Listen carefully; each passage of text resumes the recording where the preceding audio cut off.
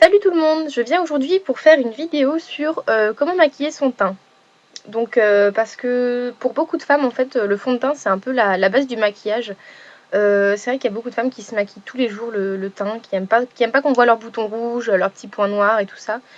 Donc c'est vrai que c'est pas trop mon cas parce que ça me dérange pas de sortir, en général de sortir sans fond de teint puisque comme je vous l'ai dit en fait j'ai la chance de pas avoir une peau trop marquée en fait et donc, moi, ça me dérange pas trop quand j'ai un petit bouton par-ci par-là. Bon, ça me dérange pas plus que ça que les gens les voient. Mais c'est vrai qu'il y a beaucoup de femmes que ça dérange. Donc j'avais envie de faire une vidéo sur comment mettre du fond de teint, comment maquiller son teint.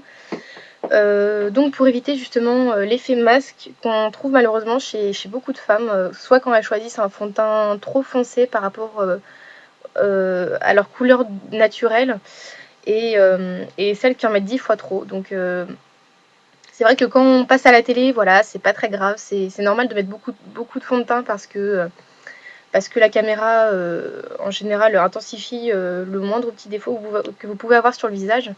Mais, euh, mais ces personnes-là, si on les voyait en vrai, ça ferait vraiment un effet plâtre. Et souvent aussi, je croise des filles qui mettent trop de fond de teint en fait, et du coup ça fait vraiment, on dirait qu'elles ont 3 centimètres de maquillage, une épaisseur de 3 centimètres, donc c'est pas forcément très joli. Et puis de toute façon, même si vous avez un bouton en volume, même si vous mettez 3 tonnes de fond de teint, il se verra. Donc le fond de teint ça sert juste à comment dire, minimiser les dégâts, on va dire. C'est-à-dire que ça couvrira jamais complètement, à moins que vous en mettiez 3 tonnes, ça couvrira jamais complètement vos défauts. Donc voilà, nous allons enfin pouvoir commencer. Donc, comme je vous disais, avant tout maquillage, même que ce soit du teint ou pas, même si vous ne maquillez pas le teint, avant tout maquillage, ayez le visage propre, les mains propres aussi, c'est très important puisque vous allez un peu vous triturer le visage. Euh, hydratez-vous le visage aussi. Donc voilà. Alors, en fond de teint, moi je vais mettre le Prose Wake Up. Donc c'est celui de la sous-marque de Carrefour. Et celui-là, il est vraiment pas mal, hein. Voilà, il tient toute la journée, il couvre relativement bien. Donc voilà. Alors, pour le fond de teint, moi je vous conseille d'en mettre un peu sur votre doigt. Voilà, une petite pression. Après, c'est comme vous voulez, soit vous vous maquillez au pinceau, soit vous vous maquillez avec une éponge, soit vous vous maquillez avec les mains. Donc moi je me maquille avec les mains parce que ça va beaucoup plus vite, je trouve.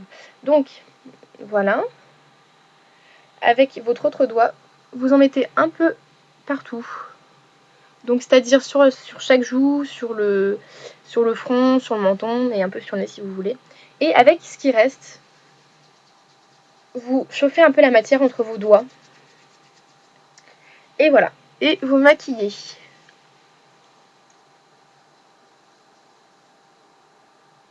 Donc voilà, mettez-en bien partout, sauf évitez sur les sourcils.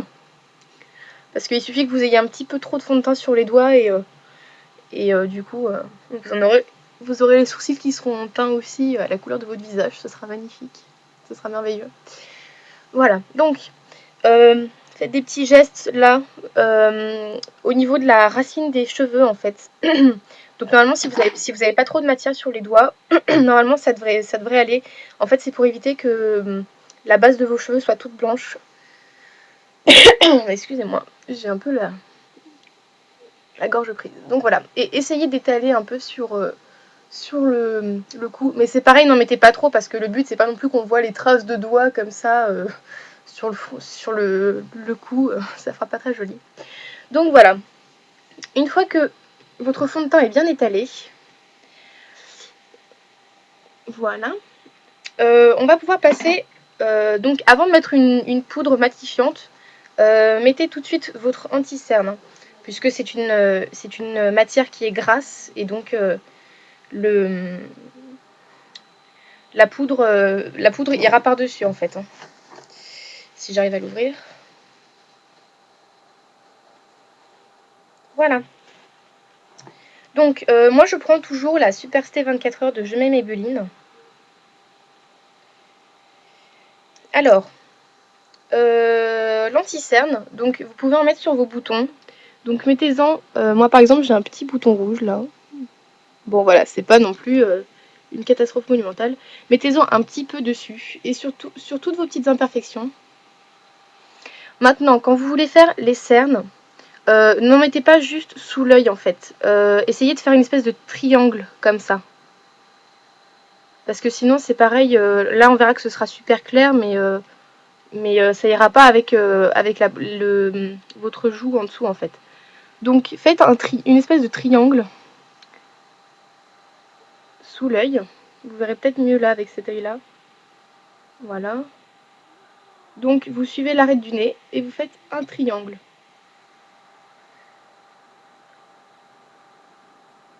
Voilà. Donc c'est tout à fait magnifique. Je sais pas si vous verrez. Non, vous verrez pas très bien.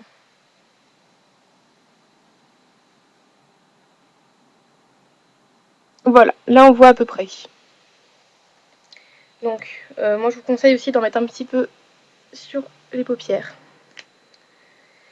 Et voilà. Donc ensuite vous étalez. Et vous allez voir en fait que quand vous faites un triangle sous l'œil, c'est tout de suite plus naturel en fait.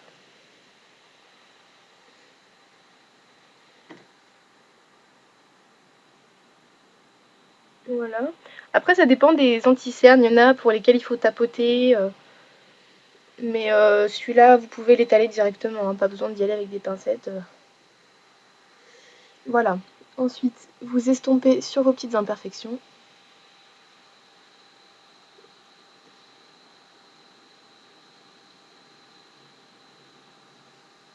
Et voilà. Ensuite, vous allez étaler la poudre. Donc moi, je vais prendre la High Definition Powder de ELF. Donc là, c'est une poudre libre, c'est-à-dire que c'est une poudre qui est toute blanche en fait. Et sur le visage, ça paraît transparent. Enfin, si vous en mettez pas trop, évidemment. Donc ça se présente comme ça. Bon, le format est pas très très pratique, mais bon. Hop. Donc cette poudre, c'est pareil, elle est vraiment pas mal. Et je crois qu'elle coûte 4 ou 5 euros. Donc ça vaut vraiment le coup. C'est dans la marque... dans la gamme Studio. Donc, vous prenez un peu de votre poudre. Vous enlevez le surplus. Et vous en étalez sur votre visage. Mais attention, n'en mettez pas non plus sur toutes les parties du visage. Parce que après... c'est pareil, ça fera encore l'effet masque. Donc, moi je vous conseille d'en mettre dans la zone T, donc c'est-à-dire le front et le nez comme ça. Et après, vous étalez sur les côtés. Voilà. Donc cette poudre, l'avantage c'est qu'il n'y a pas besoin d'en mettre non plus 3 tonnes.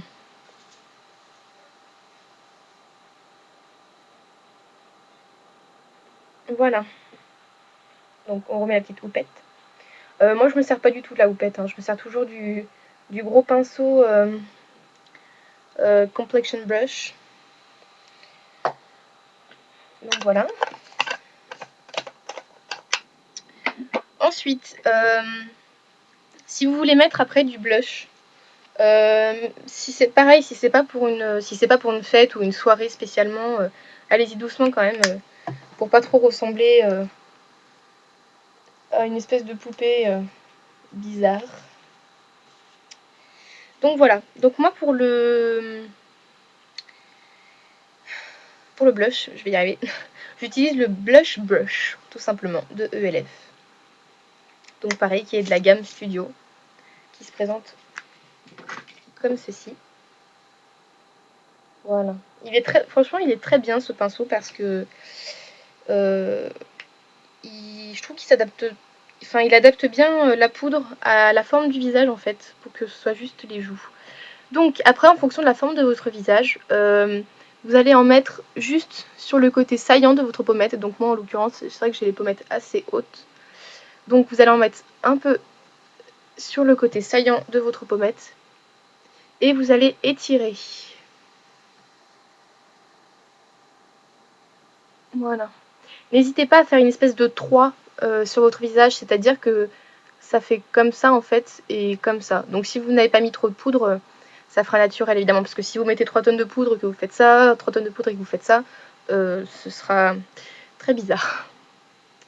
Et vous faites l'autre joue. Étalez bien surtout, hein.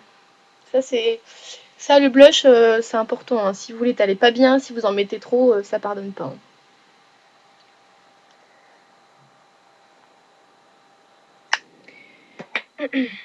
Voilà. Donc ce que vous pouvez faire une fois que vous avez étalé votre blush, avec un autre pinceau plus gros, étaler encore. Le but c'est vraiment d'avoir un effet naturel, hein. C'est vraiment pour éveiller un peu le visage, avoir l'air toute pimpante, toute fraîche, donc c'est important. Et voilà. Bon bah écoutez, ce petit tutoriel sur le fond de teint est terminé. J'espère que ça vous a plu et que ça vous aura permis d'apprendre des petites choses. Voilà, donc si vous avez des commentaires, n'hésitez pas à me les mettre en dessous de la vidéo ou bien m'envoyer des messages, c'est comme vous voulez. Voilà, bon bah je vous retrouve très bientôt pour d'autres tutoriels. Gros bisous!